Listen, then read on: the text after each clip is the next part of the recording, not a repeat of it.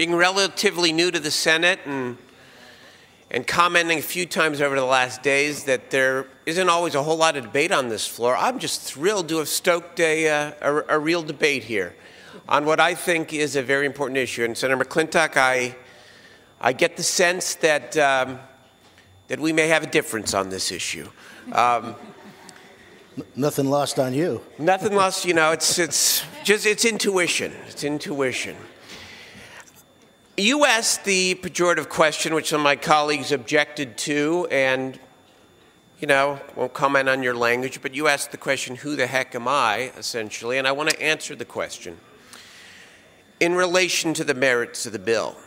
I represent the greater Sacramento region, at least part of the greater Sacramento region. Senator Cox, of course, represents a significant part of the Sacramento region as well. And I want to tell you that the Sacramento region itself, not only the left-leaning city of Sacramento, but the more conservative-leaning cities of suburban Sacramento have adopted what is now known statewide as a blueprint.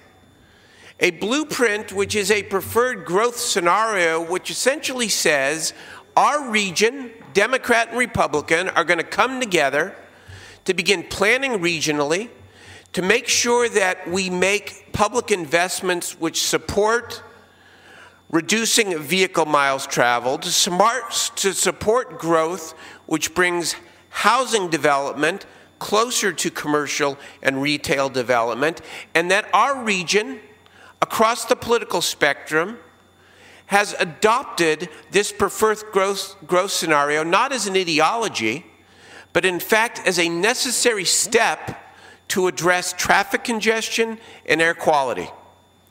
Where we disagree is the following. Traffic, as far as I know, and air quality doesn't go from bad to worse at any particular city or county border. You can't ignore the fact that all of the problems we're trying to solve through the transportation bonds passed last year are regional in nature, and it's about time we not only start talking about regional planning, but we start acting on it. This bill is a way to get there. So I proudly stand to urge my colleagues to vote for a more sensible and sane way to grow the state, because if we don't, your successors will stand up on the floor and ask, what could we have done differently? What could we have done better to make sure that we grow, but grow in a way that maintains the very quality of life that you spoke about a few moments ago? I urge an aye vote, and I'm thrilled to have this debate.